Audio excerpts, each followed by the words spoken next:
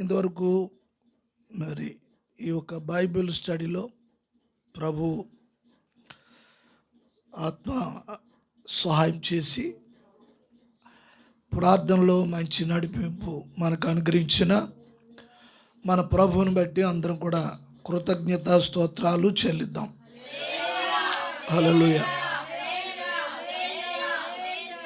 ప్రపంచంలో ఎక్కడ కూడా నెమ్మది లేని రోజుల్లోకి మనం వచ్చేసాం. ఎప్పుడో చిన్నతనంలో అక్కడెక్కడో అలా జరిగింది, ఆ దేశంలో ఇలా జరిగింది, ఆ రాష్ట్రంలో ఇలా జరిగిందంట ఆయన ఊర్లో చాలామంది చెప్పుకుంటే అయ్యి బాబు అక్కడ వాళ్ళు ఎలా ఉన్నారు, ఇలా ఉన్నప్పుడు ఎలా ఉన్నారు అనేసి అనుకునేవాళ్ళం. కానీ ఇప్పుడు పరిస్థితులన్నీ మన కాలంలోనే ఇప్పుడు మన కాళ్ళ ముందే జరుగుతున్నవి. మరి గత దినాల్లో కరోనా భయంకరమైన ప్రాణ నష్టం, ఆస్తి నష్టం, ఎన్నో రకాలుగా జీవితాలు చిందరవందరైపోయినాయి. ప్రపంచం అంతా అతలాకుతలం అయిపోయింది. మనుషులు అంచనాలు, మనుషులు ఆలోచనలు, మనుషులు ప్రణాళికలు ఇవన్నీ కూడా తల్లకిందులు అయిపోయినాయి. చూడండి, దేవుని వాక్యము ఎప్పుడు కూడా మారదు. అందుకే దేవుని సంఘము ఎప్పుడు కూడా దేవుని మాట మీద చూడాలి. ఇలా చూడాలి, దేవుని మాట మీద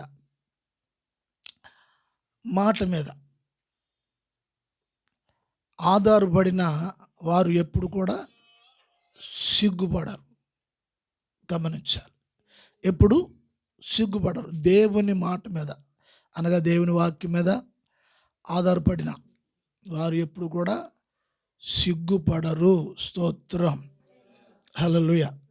మంచిది. ఈ సమయంలో మనము వాక్యము ధ్యానిద్దాము. అందరూ కూడా ప్రార్థనాపూర్వకంగా ఉండండి.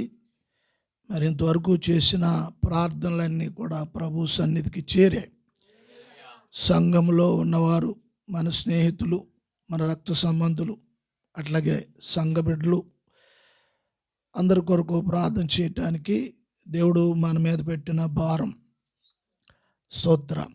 యెరూషలేము గురించి ప్రార్థన చేయమన్నారు అంటే దాని అర్థం ఏంటంటే సంఘం కొరకు ప్రార్థన చేయమని. విన్నారా? అలా చేయువారు వర్ధిల్లుతారు వారి జీవితాల్లో అని చెప్పబడు. మంచిది. ఈ సమయంలో మనము దేవుని వాక్యము ధ్యానించుటకు నూతన నిబంధనలో గ్రంథము లేక పత్రికలు, పౌలు 14 పత్రికలు రాశారు.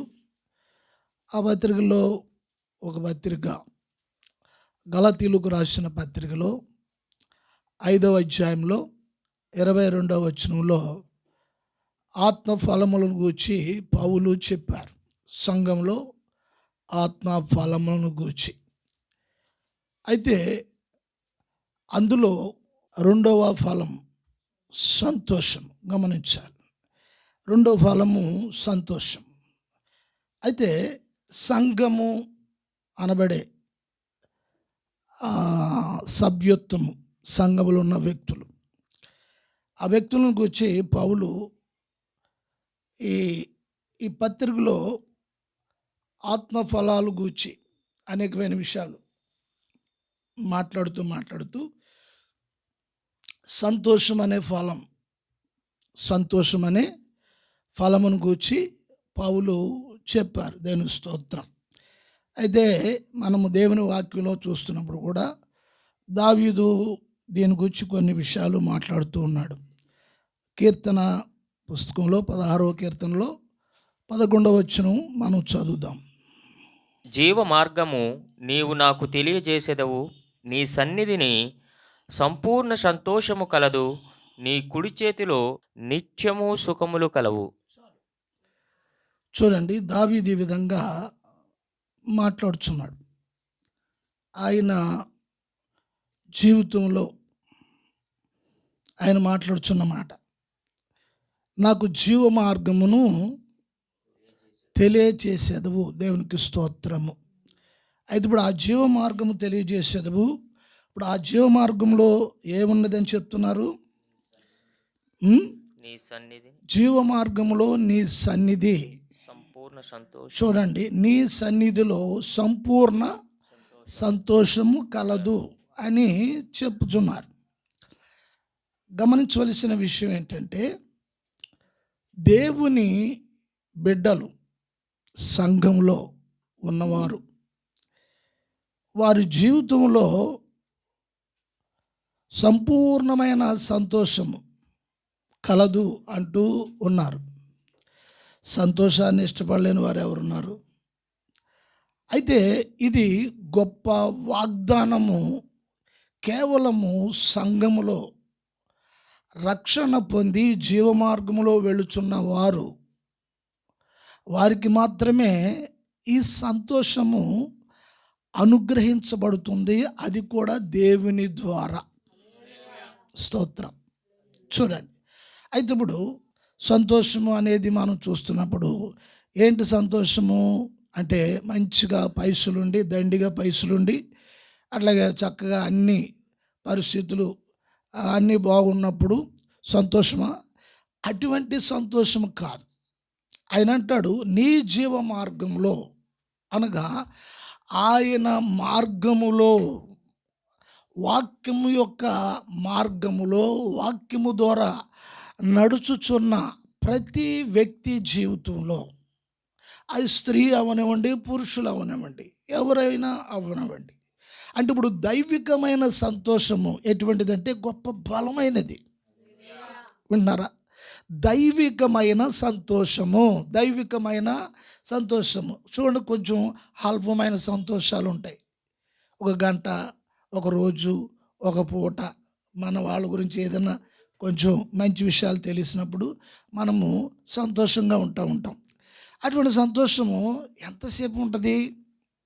కొద్ది సమయం ఉంటుంది. అయితే ఇప్పుడు దావీదు ఏ విధంగా మాట్లాడుచున్నాడు ఈ మాట అంటే, ఆయన అంటున్నాడు, మరి నీ సన్నిధిలో అంటూ ఉన్నారు.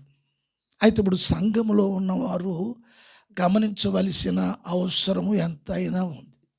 దేవుని సన్నిధిలో ఉన్నవారు మాత్రమే వారికి, చూడండి, 50-50 కాదు, సంపూర్ణమైన సంతోషము. గమనించాలి ఈ మాట. సంపూర్ణమైన సంతోషము ఎలాగ ఉండగలుగుతుందండి? ఎప్పుడు కూడా సంతోషంగా ఎలాగ ఉండగలుగుతాం?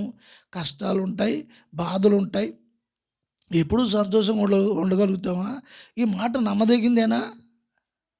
చూడండి, ఏదో అలాగేదో చెప్తూ ఉంటారు సేవకులు, అలాగేదో అనుకుంటారు. అయితే ఇప్పుడు దావీదు అనే మాట బాగా గమనించాలి. ఆయన అంటున్నాడు, జీవమార్గం నాకు తెలియజేసితివి.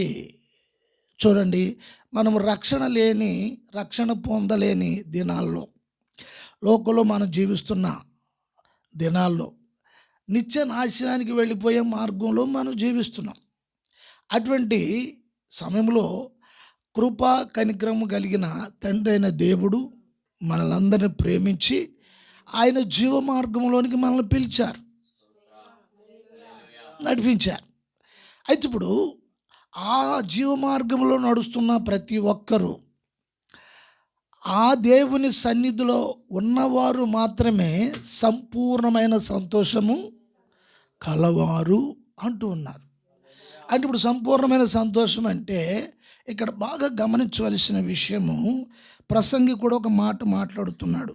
ప్రసంగి చదువుదామా? ప్రసంగి గ్రంథంలో 2:26 సలోమాను ఈ విధంగా మాట్లాడుచున్నాడు. చూడండి, ఆయన కలిగిన అనుభవాలు చాలా ఉన్నవి.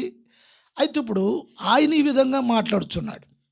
ఏలయనగా దైవ దృష్టికి మంచివాడుగా నుండు వానికి దేవుడు జ్ఞానమును, తెలివిని, ఆనందమును అనుగ్రహించును. చాలండి, దేవుని స్తోత్రం కలుగుగాక. ఆయన అంటాడు, దేవునికి లేక దైవ దృష్టికి, బాగా గమనించాలి. దావీదు అన్న మాట మనం చూస్తున్నప్పుడు ఆయన సన్నిధిలో సంపూర్ణమైన సంతోషము కలదు అంటున్నారు. ఆయన కుమారుడు సలోమాను ఇక్కడ ఏమంటున్నాడు అంటే, ఇప్పుడు సంఘంలో ఉన్న ప్రతి ఒక్క వ్యక్తికి దైవ దృష్టికి ఎలాగా దేవుని దృష్టికి గమనించాలి. మన వాక్య భాగం ఒకటి వచనాలు. దైవ దృష్టికి, దృష్టి అనగా దేవుని కంటి చూపుకి, అంటే పరలోకములో ఉన్న తండ్రి ఆయన చూస్తున్నాడు. భూమి మీద ఉన్న నిన్ను, నన్ను, మనలందరినీ, లోకస్తుల్ని చూస్తున్నాడు. అయితే ముఖ్యంగా ఇప్పుడు దైవ దృష్టి సంఘం మీద ఉంది. యేసు క్రీస్తు ఒక కనుదృష్టి సంఘం మీద ఉంది. అయితే ఇప్పుడు దేవుని దృష్టికి మంచివాడు, ఈ మాట బాగా గమనించాలండి. దైవ దృష్టికి ఆ, మంచివాడుగా మంచివాడుగా ఉండువానికి దేవుడు జ్ఞానమును జ్ఞానమును తెలివిని ఆనందమును అనుగ్రహించును. చూడండి ఈ మాటలో. ఆ? అంటే ఇప్పుడు ఎవరు దృష్టికి మంచిగా ఉండాలి? సంఘములో ఉన్నవారు ఎవరి దృష్టికి మంచిగా ఉండాలి? దేవుని దృష్టికి మంచిగా ఉండాలి. ఇక్కడ నేను ఒక విషయం చెప్పాలనుకుంటున్నాను, బాగా గమనించాలి. చూడండి, కొంతమంది ఆలోచన ఎలా ఉంటుందంటే, మనుషులు ఎదుట మనుషులు ముఖాలు ఎదుట మంచిగా ఉండాలి, మంచిగా నేను కనబడాలి, అవతల వాళ్ళు నేను మంచిదాన్ని అనుకోవాలి, మంచివాడు అనుకోవాలి అన్నట్టుగా ఆ ఉద్దేశంతో ప్రవర్తిస్తూ ఉంటారు. వాస్తవానికి అలా ప్రవర్తించవలసిన అవసరము లేదు. ఎందుచేత అంటే నీలో మంచితనం ఉన్నప్పుడు నీ ప్రవర్తన మంచిగానే ఉంటుంది. మంచిగా ప్రవర్తించవలసిన అవసరము ఎవరికి ఉంటుంది? నటించే వారికి ఉంటుంది. ఇక్కడ సలోమాను చెప్తున్న మాట బాగా గమనించాలి. ఆయన అంటాడు దైవ దృష్టికి మంచివాడు, దైవ దృష్టికి మంచివాడు. అయితే ఇప్పుడు దేవుని దృష్టిలో నీ మంచితనం ఆయన ఎరిగినప్పుడు నీకు ఆయన ఏం అనుగ్రహిస్తాడు? తెలివిని, జ్ఞానమును, సంతోషమును అనుగ్రహిస్తాడు. చూడండి, అంటే ఇప్పుడు సంఘంలో ఉన్న నీ జీవితంలో ఆ సంతోషంలో ఏమేమి కలిగి ఉన్నాయి? ఉన్నవి? తెలివి కలిగి ఉన్నది. సంతోషంలో తెలివి కలిగి ఉన్నది. దేవుడిచ్చే సంపూర్ణమైన సంతోషం అని చెప్పబడింది కదా. అంటే ఇప్పుడు ఒక విశ్వాసి జీవితంలో తెలివిని కలుగు చేస్తున్నాడు అంటే దేవుని దృష్టికి నేను మంచివాడిగా బ్రతకాలి, దేవుని ఎదుట నా క్రియలు, నా కార్యాలు, నా పనులు, నా నడవడిక, నా ప్రవర్తన, నా మాట మంచిగా ఉండాలి అనేది ఆలోచన కలిగిన వ్యక్తికి దేవుడు తెలివిని అనుగ్రహిస్తున్నాడు. తర్వాత జ్ఞానము. చూడండి, తెలివి, జ్ఞానము, వీటితో పాటు సంతోషము. గమనించాలి, సంతోషము. ఒక మనుషుడు, ఒక స్త్రీ కానీ పురుషుడు కానీ నిత్యము సంతోషంగా ఉండగలుగుతారా? ఎవరినైనా మనం అడిగితే, ఎవరినైనా సరే అడిగితే నిత్యము ఎప్పుడు 24 గంటలు ఎవరు సంతోషంగా ఉండలేరు అని చెప్తారు. అంటే ఇప్పుడు క్యాజువల్గా అంటే సాధారణంగా చెప్పబడే మాట ఇది. కానీ మరి వాక్యపరంగా చూస్తే వాక్యం అంటుంది ఆయన సన్నిధిలో సంపూర్ణమైన సంతోషము ఆయన నీకు కలుగు చేస్తాడు. అంటే ఇప్పుడు లోకంలో ఉన్న మాట ఎలా ఉంది? ఎప్పుడు సంతోషంగా ఉండటం అనేది కష్టం అనేది లోక మాట. ఇప్పుడు మరి సంఘంలో ఉన్న విశ్వాసులు మరి లోకమాట తీసుకుని దాని మీద ఆధారపడి ఉండాలా, లేక ఇప్పుడు దేవుని వాక్యాన్ని తీసుకుని దీని మీద ఆధారపడి ఉండాలా? దైవజనుడు అతను జీవితంలో దావీదుకి ఆయన జీవితంలో ఒక అనుభవం ఉంది. సంతోషాన్ని అతడు పోగొట్టుకున్నాడు. సంతోషాన్ని పోగొట్టుకున్నాడు.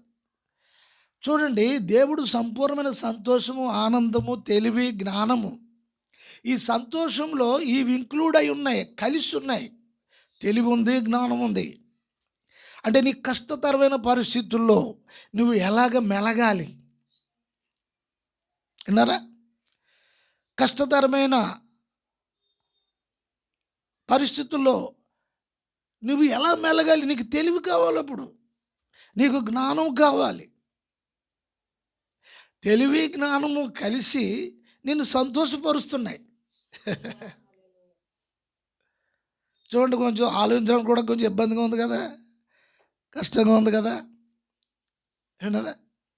అంటే ఇప్పుడు దేవుని ఆత్మ సంఘములో ఈ విషయాలను మన ఊహకి, ఆలోచనకి అందని స్థితిలో ఉన్నాయి. ఆత్మఫలాలలో రెండో ఫలము సంతోషము. హల్లెలూయా. మరి ఈ ఫలము ఎంతమందికి ఉంది? పేర్లు ఉంటాయి, ప్రశాంత్, సంతోషు, తర్వాత తెలుగులో సంతోషు, ఇంగ్లీష్లో జాయ్, జాయ్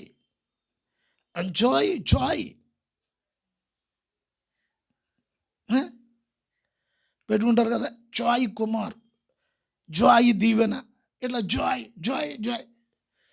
ముఖం కాటు ముఖం, నవ్వు ఉండదు, సంతోషం ఉండదు, ఆనందం కొర ఉండ, ప్రశాంతి, శాంతి, ఆ శాంతి, ఈ శాంతి, మొత్తం అశాంతి. గమనించాలి. అది మూడో ఫలము సంతోషము, రక్షణ పొందిన వ్యక్తి జీవితం. అంటే ఇప్పుడు ఈ సంతోషము ఆనందంగా ఉన్నప్పుడేనా ఈ సంతోషము? గమనించాలి. ఆనందంగా ఉన్నప్పుడేనా ఈ సంతోషము? అంటే ఇప్పుడు దేవుని వాక్యం మనకేమి నేర్పిస్తుంది అంటే, విచారములో ఉన్నప్పుడు కూడా సంతోషించగలమని వాక్యం నేర్పిస్తుంది. విచారం వేరు, సంతోషం వేరు. సంతోషం ఏమో అటుంటే విచారం ఇటు ఉంటాయి. ఇవి ఎప్పుడు కలిసి ఉండవు. అది తూర్పు పాడవంలాగా ఉంటాయి. తూర్పు పాడవం ఎప్పుడైనా కలుస్తాయా? కలవు. ఇవి కలవు, ఇవి కలవు. అట్లాగా విచారము కలవదు, సంతోషము కలదు. సంతోషం వస్తే విచారం వెళ్ళిపోతుంది, విచారం వస్తే సంతోషము వెళ్ళిపోతుంది. ఇలా చెప్పుకోవడానికి బాగానున్నాయి. అయితే ఇప్పుడు వాక్యం ఏమి నేర్పిస్తుంది మనకి అంటే, సంతోషమును విచారమును కలిసి ఉన్నప్పుడే సంతోషం అంటే ఏంటో తెలుస్తుంది.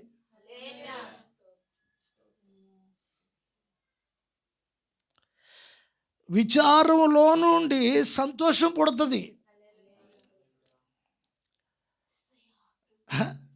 నిత్యము సంపూర్ణ సంతోషము నీ కల. నిత్యము అంటే ఎప్పుడూ సంతోషము. అంటే ఇప్పుడు విచారములో కూడా, దుఃఖములో కూడా, బాధలో కూడా తీవ్రమైన కృంగిపోయిన కృంగుదలలో కూడా ఒక తీవ్రమైన కృంగుదల. చూడండి, ఇలాగైపోయింది. ఒక రాత్రి నిద్ర పట్టదు, తొలిసేస్తూ ఉంటుంది, ఏదో ఒక విషయం తొలిసేస్తూ ఉంటుంది. మంచం మీద కొంచెం అటు ఇటు దొలుతూ ఉంటాం. దేని స్తోత్రం. చూడండి, అటువంటిప్పుడు సంతోషం ఉండదు, స్త్రీకి కానీ పురుషులకు కానీ. ఒకానొక సందర్భంలో దావీదు ప్రార్థన చేస్తున్నాడు. కొంచెము అతడు దారి తప్పిపోయిన పరిస్థితి, సందర్భం అతని జీవితంలో తటస్థించింది.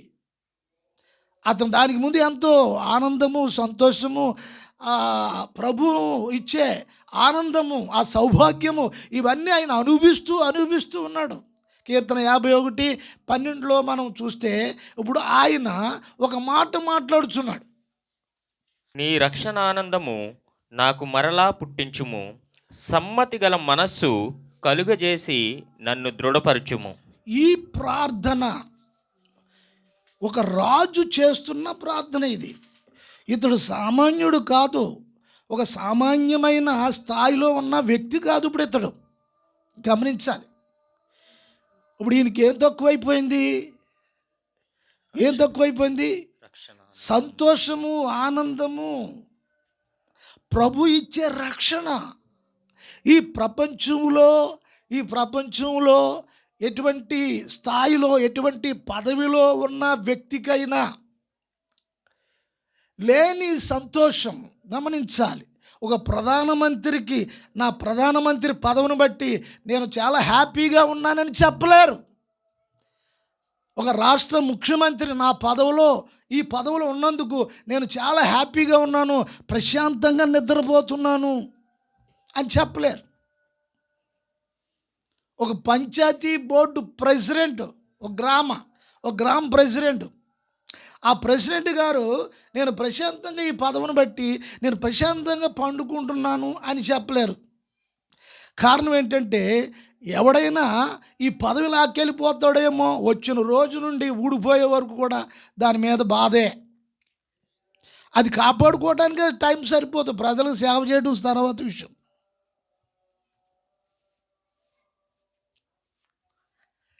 అయితే ఇప్పుడు ఇతడు రాజు ప్రజల్ని కాపాడి, ప్రజలను సంరక్షించి, ప్రజలను పరిపాలించి ఒక స్థాయిలో ఉన్న వ్యక్తి. కొన్ని అనివార్య కారణాలను బట్టి అతడు కొంచెం జారిపోయాడు. సరే, పదవేం ఊడిపోలేదు, పదవి ఉంది. రాజ్యరకం ఊడిపోలేదు, అధికారం ఊడిపోలేదు, అన్నీ బాగానే ఉన్నాయి. అయితే ఇప్పుడు అతడికి ప్రభు ఇచ్చే రక్షణ ఆనందం ఏదైతే ఉందో, దేవుడిచ్చే రక్షణ ఆనందం, ఇవాళ సంఘం బాగా గుర్తించాలి. అందరూ కూడా, సంఘంలో ఉన్న వ్యక్తులందరూ కూడా గుర్తించాలి. ఈ రక్షణ ఆనందం నాకు మరలా కలుగు చేయి, పుట్టించు. దేవునికి స్తోత్రం కలుగును గాక. తల్లి గర్భములో ఒక బిందువుగా ఉన్న మనము తయారవడానికి 9 నెలలు, తయారైన 9 నెలలకి అది మళ్ళీ భూమి మీదకి రావడానికి అది పుట్టించు అనే మాట వాడుతున్నాడు ఆయన. పుట్టించు, మరలా పుట్టించు అంటే దాని అర్థం ఏంటి? రక్షణ ఆనందంలో చచ్చిపోయాను నేనని, చచ్చున్నాను. మనసు ఎక్కడ కూడా సమ్మతించట్లేదు, ఏ విషయంలో కూడా సమ్మతించట్లేదు. మంచిగా తిని పడుకోవాలని, మంచి ఆహారం, మంచి పదార్థాలు ఉన్నాయి, వాటి మీద మనసు లేదు. మంచి డ్యాన్స్ చేసే వాళ్ళు ఉన్నారు, మంచి పార్టీలు, ఆయనకు ఆహ్వానాలు వస్తున్నాయి, మంచి ఆనందించవచ్చు, సంతోషించవచ్చు. వాటి విషయంలో ఇతని మనస్సు, ఇతని హృదయము ఏమి సమ్మతించట్లేదు. బంగారం ఉంది, రాజ్యరకం ఉంది, ఐశ్వర్యం ఉంది, ఘనత ఉంది, పేరు ఉంది, ఇవన్నీ ఉన్నా తన మనసు వీటిలో అంటే సమ్మతించట్లేదు. అతను లోపల చాలా ఇబ్బంది పడుతున్నాడు. అతను ఒక ఆత్మ సంబంధమైన వ్యక్తికి పెదాల మీద చేస్తున్న ప్రార్థన బట్టి తృప్తి ఉండదు. ఆత్మలో నిజంగా మండుతూ వాక్యాలు ధ్యానించుకుంటూ మండుతూ చేస్తున్న ప్రార్థనను బట్టి, దేవుడిచ్చే నడిపింపును బట్టి, ఆత్మ నడిపింపును బట్టి అప్పుడు ఆనందం. ఆయన అంటాడు, సమ్మతి గల మనసు నాకు దయచే. స్త్రీ కానీ పురుషులు కానీ సంఘములో ఉన్నవారు ఎవరైనా సరే గమనించాలి మాటలు. దేవుని వాక్యంతో ఏకీపించలేకపోతున్నావా? సత్యంతో, ఉపదేశంతో ఏకీపించలేకపోతున్నాం. కారణం ఏంటి? నీకు రక్షణ ఆనందము నీ జీవితంలో లేదు. అతడు అంటాడు, ఆ పరిస్థితులు నేను అనుభవిస్తున్నాను, అది కోరుకుంటున్నాడు. విచారం ఉంది, విచారంలో ఉన్నాడు. బాగా గమనించాలి. విచారం అంటే మామూలు విచారం కాదు. ఇప్పుడు అతనికి ఉన్నది చాలా తీవ్రమైన విచారం, చాలా తీవ్రమైన కృంగుదల, మామూలు విషయం కాదు. తనలో తాను మదన పడిపోతూ ఉన్నాడు. కొన్ని పరిస్థితులు వ్యక్తుల జీవితాల్లో కూడా ఆ విధంగా ఉండి దేవుని సన్నిధిలో మదన పడేవాళ్ళు ఎంతోమంది ఉన్నారు. ఆ మదన పడిపోయి, కృంగిపోయి, కృషించిపోయి పతనం అయిపోవాలని కాదు దేవుని ఉద్దేశం. బాగా గమనించాలి. ప్రవక్తల గ్రంథంలో, యెషయా గ్రంథంలో 61లో ఒక మాట మనం చదువుదాం. 3వ వచనం. సియోనులో దుఃఖించు వారికి ఉల్లాస వస్త్రములు ధరింపచేయుటకును, బూడిదకు ప్రతిగా పూదండను, దుఃఖమునకు ప్రతిగా ఆనంద తైలమును, భారభరితమైన ఆత్మకు ప్రతిగా స్తుతి వస్త్రమును వారికిచ్చుటకును ఆయన నన్ను పంపియున్నాడు. స్తోత్రం. తండ్రైన దేవుడు సంఘాన్ని ఒక దృష్టి ఉంచి చూశాడు. గమనించాలి. సంఘములో ఉన్న వ్యక్తులను చూశారు. సంఘములో ఉన్న కొంతమంది వ్యక్తి జీవితాలు భారంతో, దుఃఖముతో, వేదనతో, విచారముతో, కృంగుదలతో కొంతమంది వ్యక్తులు ఉన్నారు. ఇప్పుడు ఇటువంటి వ్యక్తులను ఉద్ధరించడానికి, ఇటువంటి వ్యక్తులకు ఇటువంటి దుఃఖకరమైన, విచారకరమైన, కృంగుదల ఈ పరిస్థితుల్లో వీళ్ళకి ఏదైనా చెయ్యాలి అని దేవుని ఉద్దేశం కలిగి ఉన్నాడు. స్తోత్రం. అయితే ఆయన అంటున్నాడు, తన కుమారుని అభిషేకించి ఈ లోకానికి పంపిస్తారు. లోకంలో ఉన్న ప్రజలు కానివ్వండి, సియోను అనగా సంఘంలో ఉన్న బిడ్డలు కానివ్వండి, ఎవరైనా కానివ్వండి, దేవుని స్తోత్రం, దుఃఖిస్తున్న వారికి చూడండి అర్థమవుతుందా? అంటే ఇప్పుడు దుఃఖమును, ఉల్లాసం అంటే సంతోషం. ఎట్లా ఉంది? దుఃఖము, ఇప్పుడు ఈ దుఃఖంలో విచారం ఉంది, బాధ ఉంది, వేదన ఉంది, ఇవన్నీ ఉన్నాయి. ఇప్పుడు ఇందులో ఉన్న వ్యక్తులకు, ఈ పరిస్థితుల్లో ఉన్న ఈ వ్యక్తులకు ప్రతిగా ఆయన ఈ దుఃఖానికి ప్రతిగా ఏమిటి? ఉల్లాసము, సంతోషం ఆయన కలుగు చేస్తాడు. సంఘంలో ఉన్న వ్యక్తులు వాక్యం మీద ఆధారపడి, వాక్యం మీద మనసు పెట్టే ఒక సరైన ఆత్మ ఉండాలి. సరైన విశ్వాసపు పునాదిలో నీవు ఉండాలి. నువ్వు ఏ స్థలంలో ఉన్నా, ఎక్కడున్నా సరైన పునాది మీద నువ్వు కట్టబడి ఉన్నప్పుడు నీ జీవితము చూడండి, సంతోషము, విచారము, దుఃఖము, ఈ రెండు ఇంచుమించు ఒకే స్టేజిలో ఉంటున్నాయి. అయితే సంతోషం ఉన్నదని సంతోషించడం అనేదే కాకుండా, దుఃఖమున్నది దుఃఖములోనే కృంగిపోకుండా దుఃఖములో సంతోషించటము, సంతోషంలో సంతోషించటం. సంతోషం ఎలా దుఃఖిస్తాను? దుఃఖంలో సంతోషం.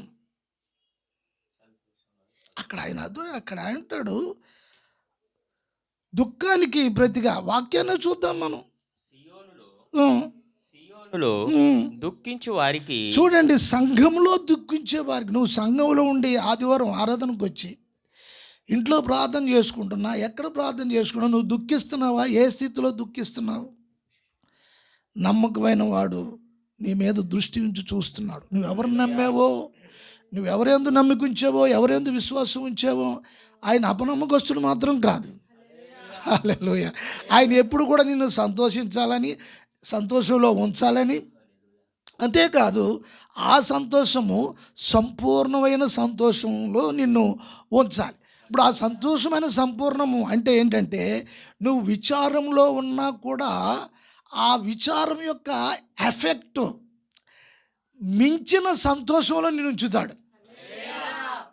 అర్థమవుతుందా? బాగా గమనించాలి, ఇది అర్థం కావాలి. అంటే ఇప్పుడు విచారం యొక్క పవర్ వోల్టేజ్ తక్కువగా ఉంటుంది. విచారం ఉండదని కాదు, బాధ ఉండదని కాదు. కొన్నిసార్లు మనసులో ఏదన్నా బాధ ఉన్నప్పుడు ఎవరో ఒకరు చెప్పాలి. ఆ మనసులో బాధ అంతా భుజమా దేశం తిరుగుతూ ఉంటాం. ఎవరికో చెప్పాలి. అవునా? వేసుకుని దొరుకుతాం కదా. నమ్మకస్తులు ఎవరు దొరుకుతారు? ఈయన దొరుకుతారా, ఆయన దొరుకుతారా, ఇప్పుడు ఆవిడ దొరుకుతారా? ఎవరికి చెప్తాం? ఇప్పుడు భుజం మీద ఇది ఉంది, అంత మాట కనపడుతుంది. ఆయన అంటాడు దుఃఖానికి ప్రతిగా. గమనించాలి, దుఃఖానికి ప్రతిగా. ఈ మాట చూడండి, ప్రవక్త ఎలా మాట్లాడుతున్నాడు. దుఃఖానికి ప్రతిగా దుఃఖించు వారికి దుఃఖించు వారికి ఉల్లాస వస్త్రము. ఉల్లాస వస్త్రం అంటే ఏంటంట? ఉల్లాస వస్త్రము. ఏంటి? ఈ డ్రెస్ ఎక్కడ కొన్నావు? ఏ షాపులో కొన్నావు? ఎక్కడ కొన్నావు ఈ డ్రెస్? ఈ చున్నీ ఎక్కడ కొన్నావు? ఈ సారీ ఎక్కడ కొన్నావు? ఇంకేంటి? ఈ టాప్ ఎక్కడ కొన్నావు? ఏ షాపులో కొన్నావు? దేవుని సొంత జీవం కాదు, దేవుని సంఘంలో కొన్నావు. ఆ సంఘంలో అమ్ముతారు. దేవుని వాక్యంలో గమనించవలసిన విషయం ఏమిటంటే ఉల్లాస వస్త్రము. ఉల్లాస వస్త్రం ఇది ఏ షాపులో దొరుకుతుంది? ఇది ఏ షాపులో దొరుకుతుంది అంటే వాక్యం చెప్తుంది దేవుని సన్నిధిలో దొరుకుతుంది అయ్యా అని చెప్తున్నాడు. హల్లెలూయా, హల్లెలూయా. నీకు బాధలు దుఃఖం ఉంటే అక్కడక్కడ ఆడవడం అనేది కాదు. దేవుని సన్నిధిలో, దేవుని సన్నిధిలో, దేవుని సన్నిధిలో నీ దుఃఖము ఉల్లాసంగా సంతోషంగా మారుస్తాడు. చదువు నాయన. సియోనులో దుఃఖించు వారికి ఉల్లాస వస్త్రములు ధరింప చేయుటకును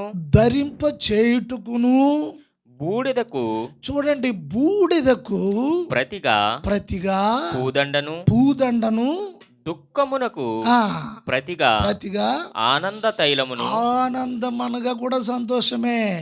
దుఃఖమునకు ప్రతిగా ఆనంద తైలమును భారభరితమైన ఆత్మకు. చూడండి, భారభరితమైన ఆత్మకు. ఇశ్రాయేలుకు ఒక అలవాటు ఉండేది, బాగా గమనించాలి. ఇశ్రాయేలుకు ఒక అలవాటు ఉండేది. వారికి ఏదన్నా దుఃఖం కలిగింది అనుకోండి, ఈ మాట ఎందుకు వాడుతున్నాడో తెలుసా ప్రవక్త? ఇశ్రాయేలుకి ఏదైనా దుఃఖము, బాధ, కష్టము కలిగినప్పుడు వాళ్ళు ఏం చేస్తారంటే గోని బట్ట కట్టుకుంటారు. గోని తెలుసు కదా, గోని సంచి. గోని బట్ట కట్టుకుని బూడిదే తల మీద చల్లుకుంటారు. చల్లేసుకుని ఇంకా అంగలారుస్తుంటారు, ఏడుస్తూ ఉంటారు. వాళ్ళకి అది ఒక నియమము. దాని అర్థం ఏంటి అంటే ఆ గోనె బట్ట కట్టుకున్నారంటే వాళ్ళు దుఃఖంలో ఉన్నారు, వాళ్ళ వేదనలో ఉన్నారు, వాళ్ళ కష్టంలో ఉన్నారు, వాళ్ళు నలిగిపోతున్నారు, వాళ్ళు కృంగిపోతున్నారు అని దాని అర్థం. అందుకే ప్రవక్త అంటున్నాడు, ఇలాగ ఎవరైతే సంఘంలో కృంగిపోతున్నారో, విశ్వాసులు ఉన్నవారు ఎవరైతే అలా కృంగిపోతున్నారో పరిస్థితులను బట్టి, ఇప్పుడు అంతా పరిస్థితులు తారుమారు అయిపోతుంది. గ్యాస్ రేటు పెరిగిపోయింది, పెట్రోల్ దొరకట్లేదు, ఇంకేంటి, ఇంకా నూనె ప్యాకెట్లు పెరిగిపోయినాయి. ఓ 10 మంది ఇంట్లో ఉంటే వాళ్ళ పరిస్థితి ఏంటి? ఇక ఉండే కొలదిగా ఏమేమి జరుగుతుందో పరిస్థితులు తెలియని అధ్వాన స్థితిలో ఉన్నది, భయానకమైన పరిస్థితిలో ఉంది. రాను ఏమైపోతుందో అనే పరిస్థితులు ఉన్నది. బీరు నిండా డబ్బు ఉన్నా తినడానికి వస్తువులు దొరకలేని కాలం వచ్చేస్తూ ఉంది. నేను రాత్రి ఒక ఆయన ఫోన్ చేశాడు, డబ్బులు ఎంతైనా పర్లేదండి, గ్యాస్ బండ్ కావాలన్నాడు.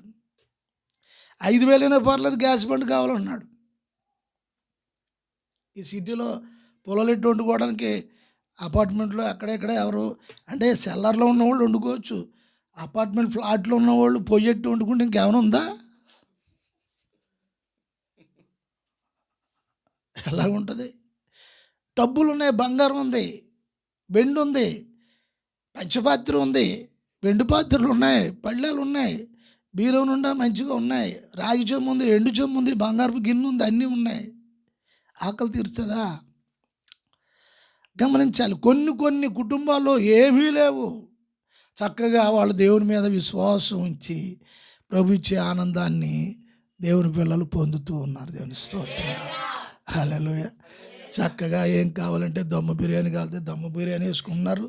మధ్యాహ్నం ఏ పోకోడి, ఉల్లు పోకోడి, ఇంకేంటి ఆ పోకోడి, ఈ పోకోడి, ఇవన్నీ వేసుకుని చక్కగా ఈ చిన్నోళ్ళు చక్కగా ఉన్నారు. కారణం ఏంటి అంటే వాళ్ళు ఎప్పుడు ఆనందంగా ఉన్నారు, దేవుని మీద విశ్వాసం ఉంది అన్నారు. వారు అంటున్నారు, సంఘంలో ఉన్నవాళ్ళు భారభరితమైన ఉమ్. ఆత్మకు భారభరితమైన ఆత్మకు ప్రతిగా ప్రతిగా స్తుతి వస్త్రమును ఏమిస్తారట?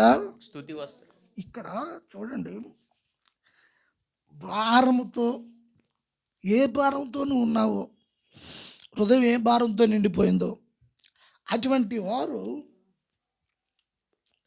స్తుతులు చెల్లిస్తారట సంతోషంతో దేవుని సన్నిధిలో. హల్లెలూయా.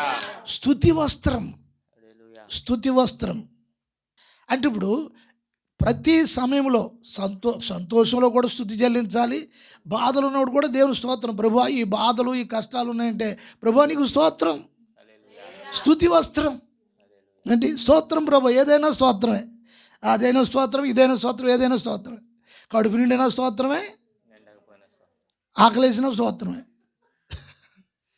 దేవుని స్తోత్రం. హల్లెలూయా.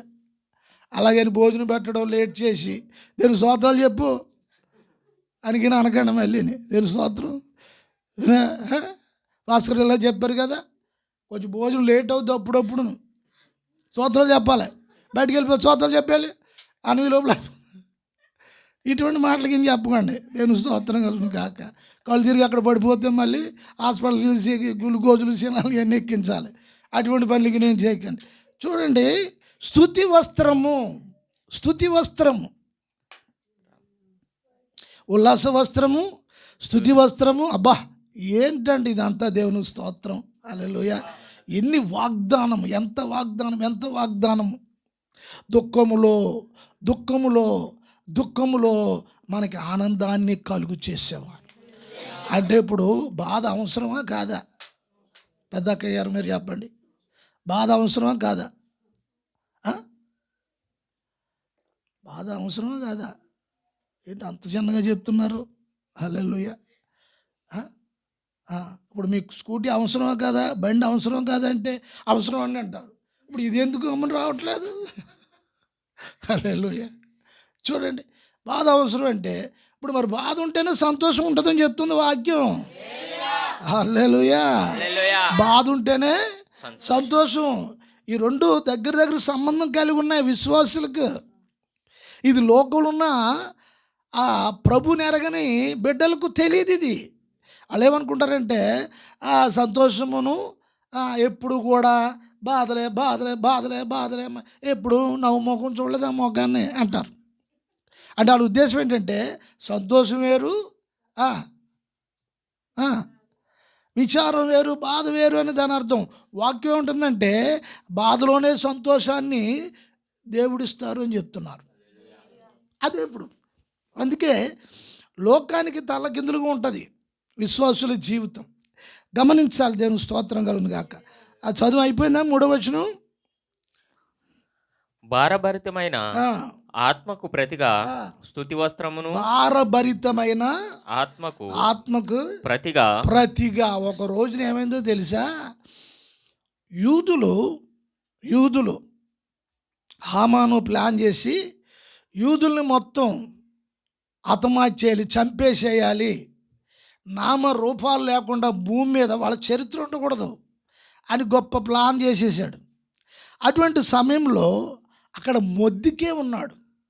ఈ విషయం మొర్దెకైకి తెలిసి అతడు ఎంతో భారంతో ప్రార్థన చేస్తూ ఉన్నాడు.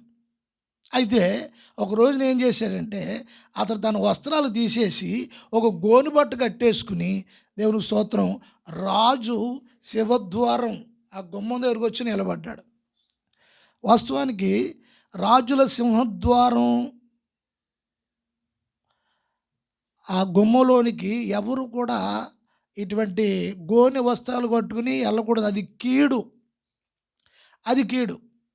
అక్కడున్న శాసన ప్రకారం ఏంటంటే ఎవడైతే ఆ గోనె బట్ట కట్టుకుని ఆ గుమ్మం దగ్గరికి వచ్చారో అటువంటి వాడిని పేక నరికేసి ఆ గుమ్మాన్ని కట్టమని శాసనం ఒకటి ఉంది అక్కడ. ఈ శాసనం మొర్దెకైకి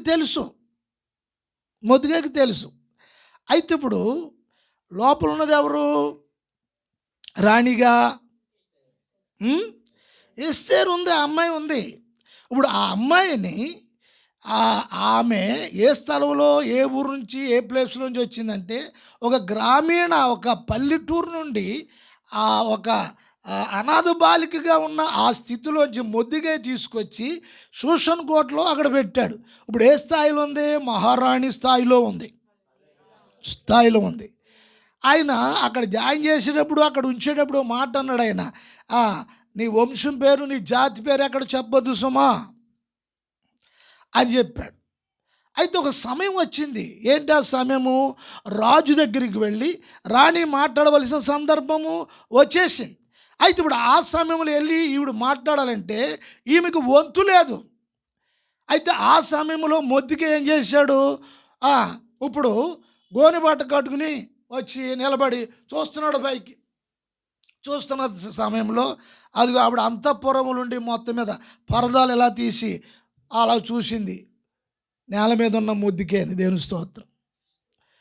వెంటనే చూసి వెళ్ళి గబగబ వెళ్ళి అక్కడ ఉన్న పనివారిని పిలిచి మంచి పట్టు వస్త్రాలు, వెంటనే ఈ వస్త్రాలు తీసేసి ఆ వస్త్రాలు కట్టుకోమని ఆయన్ని అర్జెంటుగాని అని పంపించింది. అవి ఆయన స్వీకరించలేదు. ఏం చేద్దంటే ఇప్పుడు ఏముంది ఈయన హృదయంలో? అక్కడ వాక్యంలో చెప్పడింది, భారభరితమైన ఆత్మకు. ఇప్పుడు ఈయనకి ఏముంది భారం? అనేక మంది చచ్చిపోవడానికి దుష్టుడు ప్రణాళిక చేసేసినప్పుడు ఈయనకి సంతోషం ఎట్లా ఉంటుంది అంటే, ఇప్పుడు ఆవిడకి ఏం తెలియజేయాలి? దేవుడు ఈ సమయానికి నిన్ను ఎందుకు తీసుకొచ్చాడు ఇక్కడ ఎందుకు పెట్టాడు? రాణిగా ఉండి సర్వసుఖాలు అనుభవించి శుభ్రంగా పొద్దుడు సాయంత్రం చెలికత్తుల చేత శుభ్రం వంట చేయించుకొని కావలసింది తినేసి పట్టుబట్టల మీద సుఖంగా పడుకొని, గులాబీ పువ్వులు, కొబ్బరికాయ నీళ్ళు వాటితో శుభ్రం స్నానం చేసి ఒళ్ళంతా సుగంధ ద్రవ్యాలు, నూనెకి ఒంటికి మంచిగా నూనె పట్టించి చక్కగా నున్నగా తయారవి ఇవన్నీ అనుభవించడానికి తీసుకొచ్చాడు అనుకున్నావు అంటే, దేవుడు ఈ సమయానికి నీ ప్రజల కొరకు ఒకానొక సమయం వస్తుంది, అందుకే నిన్ను తీసుకొచ్చాడు అక్కడికి అని ఈ సంగతి వ్యక్తపరచడానికి ఆయన గోనెబట్ట కట్టుకుని, ఇదిగో నా హృదయము ఇప్పుడు భారంతో ఉంది, వేదనతో ఉంది, నువ్వు ఇచ్చిన వస్త్రాలను, నువ్వు ఇచ్చిన రాజమర్యాదలను ఇవన్నీ సేకరించడానికి నేను సిద్ధంగా లేను. ఇక్కడ నాకు ఒక భారం ఉంది ప్రజల పట్ల, ఒక భారభరితమైన ఆత్మకు ప్రతిగా స్తుతి వస్త్రం. ఎప్పుడు స్తుతి చెల్లించాలి? దేవునికి స్తోత్రం. ఆమాను తంత్రం అంతా కూడా అక్కడ చిత్తు చేసేసి దేవుడు ఏం చేశాడు? వాడు చేయించుకున్న ఉరికొయ్యకే వాడిని దేవుడు తగిలించేశాడు. దేవునికి స్తోత్రం. వాడే కాదు, వాడు కుటుంబం అంతా కూడా దేవుని స్తోత్రం కలుగు. అందుకే నీ జీవితంలో, సంఘ జీవితంలో, సంఘంలో ఉన్న బిడ్డలు ఎటువంటి క్లిష్టమైన పరిస్థితి వచ్చినప్పుడు నీవు దేవుని సన్నిధిలో ఉపవసించి ప్రార్థన చేయాలి. భారంతో ఏ చిన్న విషయమైనా సరే, అది పెద్ద విషయమైనా, ఏదైనా సరే ఉపవసించి దేవుని సన్నిధిలో ప్రార్థించాలి. ప్రార్థించినప్పుడు దుష్టుని కార్యాలని చిత్తు చేసి తారుమారు చేసి నీ నోటి నిండా స్తుతి దేవుని మహిమపరచడానికి దేవుని స్తోత్రం. స్తుతి వస్త్రము నీకు అనుగ్రహించ దేవుని స్తోత్రం కలుగుగాక. హల్లెలూయా. ప్రియ సహోదరి సహోదరులారా, మన ఈ ఒక్క వాక్య భాగం మనం చదువుతున్నప్పుడు సంతోషము విచారములో, దుఃఖములో సంతోషాన్ని వెతకడానికి, దుఃఖాన్ని కూడా సంతోషంలో, దుఃఖాన్ని సంతోషంలో కూడా, సంతోషాన్ని దుఃఖంగాను, దుఃఖాన్ని సంతోషంగా కాకుండా రెండు ఈక్వల్గా చూడటం అనే మనస్సు నీకు రావాలి. హల్లెలూయా. కష్టం వచ్చేసిందని బోరుమని ఏడిచేయటం అనేది కాదు, ఆనందం వచ్చేసిందని స్వప్నం మొత్తం మీద గొంతులేసేయటం కాదు, డ్యాన్స్. ఇప్పుడు కొంతమంది భక్తులు ఏం చేస్తారంటే, ఏదైనా వాళ్ళ మనసు ఆనందంగా ఉందనుకోండి, ఇప్పుడు టేప్ రికార్డు ఆన్ చేసి ఇక యేసుప్రభు పాటలు పెట్టుకుంటారు మంచిగా. నేను స్తోత్రం, ఆనందమే ఆనందమే పాటలు పెట్టుకుని ఆనందిస్తారు. నేను స్తోత్రం. ఇంట్లో వాళ్ళు ఎవరైనా ఏమైనా అన్నారనుకోండి, ఇక పాటలు లేవు, ఏమీ లేవు, దుప్పటి మూసుకెట్టి మంచం ఎక్కేసి మౌనవ్రతం. ఏ వ్రతం? మంచం ఎక్కేటివే, మూసుకెచ్చేటివే, అన్నీ నొప్పులే. ఇది కాదు. సియోనులో దుఃఖించు వారికి ఉల్లాస వస్త్రం, భారభరితమైన ఆత్మకు స్తుతి వస్త్రం. ప్రియ సహోదరి సహోదరులారా, నీ వైఖరి ప్రభు ఎదుట మంచిదానిగా, మంచివాడిగా, మనుషులుగా మంచిగా. మనుషులు నచ్చితే మంచివాళ్ళు అంటారు, లేకపోతే అయిపోయాడు దుర్మార్గుడు బాబు, దుర్మార్గురాలండి బాబు అంటారు. దుర్మార్గురాలేనా? కాదండి బాబు, చాలా సాత్వికురాలండి బాబు. ఆవిడ నిజంగా ఆవిడ అనుకున్న పిల్లిని చంపినంత పాపం మొన్న అంటాడు ఆవిడని.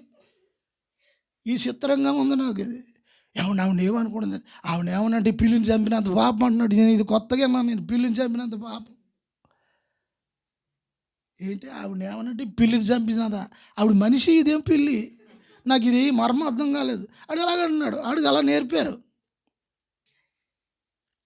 అంటే పిల్లే గొప్పది కదా, అదేనా? నాకు తినవలేదు 10 నిమిషాలు. గమనించాలి. అందుచేత ఈ వాక్య విషయంలో మనము చూస్తున్నప్పుడు మనం గమనించవలసిన విషయాలు, గుర్తించవలసిన విషయాలు, నేను ముగిస్తున్నాను నా మాటలు. అయితే మన జీవితాల్లో ఈ విషయాలు అవగాహన చేసుకోవడానికి, అర్థం చేసుకోవడానికి నువ్వు పరిశుద్ధాత్మక అనుభవంలోనికి రావాలి. దావీదు అందుకే అతను అంటాడు, నాకు మరలా కూడా ఆ రక్షణ ఆనందాన్ని పుట్టించుము, సమ్మతి గల మనసు. నువ్వే విషయంలో సమ్మతించలేకపోతున్నావు? నీకున్న పరిస్థితుల విషయంలో ఆనందించలేకపోతున్నావా? సంతోషించలేకపోతున్నావా? దేవుని స్తుతించలేకపోతున్నావా? బాధలో కూడా స్తుతించి ప్రార్థన చేయలేకపోతున్నావా? నీ మనసు దానికి సమ్మతించట్లేదా? అయితే ఇక్కడ దావీదు అంటున్నాడు, వాక్యం అంటుంది, పౌలు అంటున్నారు, దేవుని స్తోత్రం, భక్తులు అంటున్నారు, పరిశుద్ధాత్మ మాట్లాడుతున్నారు, దేవుని స్తోత్రము కలుగును గాక. హల్లెలూయా. ఈ మాటలు వింటున్న ప్రియ సహోదరి సహోదరులారా, మీ జీవితంలో ఇటువంటి అనుభవాలు ఉంటే ప్రభువు మిమ్మల్ని ఉత్తేజముగా ఆత్మలో ఉద్యోగపరచడానికి ఈ మాటలు ప్రభువు మాట్లాడుచున్నారు. కృంగిపోవలసిన అవసరము లేదు. దాన్ని ఆనందముగా, సంతోషముగా, ఉల్లాసముగా మార్చే ప్రభువు నీకున్నారు, మనకున్నారు. ప్రార్థన చేద్దాం. ప్రార్థన. మహాపరిశుద్ధుడా యేసయ్య, మీ నామమును బట్టి స్తోత్రాలు. నైనా ఈ క్లాసుల్లో మీరు చాలా విషయాలు మాతో మాట్లాడుచున్నారు. అందును బట్టి మీకు వందనస్తులమై ఉన్నాము తండ్రి. నిజమే, మేము బాధ విచారంలో మిమ్మల్ని స్తుతించలేకపోతున్నాం, గనపరచలేకపోతున్నాం. దానిలో సంతోషం ఉంటుందని నీ లేఖల ఆధారాలు మాకు ఎన్నో నేర్పిస్తూ ఉన్నారు. ఈ సత్యాలు మాకు ఎరగక మేము విచారంలో, బాధలో ఉండిపోయి మీరిచ్చే నిజమైన సంతోషాన్ని మేము పొందలేకపోతున్నాం నాయన. మరి ఈ యొక్క వాక్యం ద్వారా మా అందరూ మనోనేత్రాలు వెలిగించినందుకు స్తోత్రాలు చెల్లిస్తున్నాం. బిడ్డలందరినీ దీవించండి, బలపరచండి. ఎవరైనా అనారోగ్యమైన స్థితిలో ఉంటే వారిని మీరు స్వస్థపరచమని ప్రార్థన చేస్తున్నాము. అట్లాగే తండ్రి, ఎవరి కుటుంబాలైనా తండ్రి వారి సొంత వారిని పోగొట్టుకుంటే నైనా వారిని మీరు ఓదార్చమని ప్రార్థన చేస్తూ ఉన్నాం. చెప్పుకోలేని పరిస్థితిలో నలిగిపోతున్న వారిని మీరే వారిని ఆదరించమని ప్రార్థన చేస్తున్నాము. నాయన, సంఘంలో దుఃఖించే వారిని మీరే బలపరచమని ప్రార్థన చేస్తూ ఉన్నాము తండ్రి. పరిస్థితులు బట్టి కృంగిపోతున్న వారిని లేవనెత్తమని ప్రార్థన చేస్తూ ఉన్నాము నాయన. రక్షణ లేని బిడ్డలు లోకములో అటు ఇటు కొట్టుమిట్లాడిపోతున్న పరిస్థితుల్లో ఆ బిడ్డలకి రక్షణ దయచేయమని ప్రార్థన చేస్తూ ఉన్నాము. అయ్యా, మీరు అక్కడ కొరకు సంఘంలోని బిడ్డలందరినీ మీరు సిద్ధపరచమని ప్రార్థన చేస్తూ ఉన్నాం. అయ్యా తండ్రి, తెలుసో తెలియకో బిడ్డలు ప్రభా తప్పుడు అడుగులు వేస్తున్న సమయంలో ఆ బిడ్డల యొక్క అడుగులను మీరు స్థిరపరచమని ప్రార్థన చేస్తూ ఉన్నాం, బలపరచమని ప్రార్థన చేస్తున్నాం. వారి నడవడిక ప్రభా నీ జీవ మార్గంలో నడిపించమని ప్రార్థన చేస్తూ ఉన్నాం. సమస్త ప్రజలను కాపాడి మీ రక్షణ సంకల్పంలో సమ్మతి గల మనసు అందరికీ మీరే దయచేయమని యేసు నామమున ప్రార్థిస్తున్నాము తండ్రి. ఆమేన్.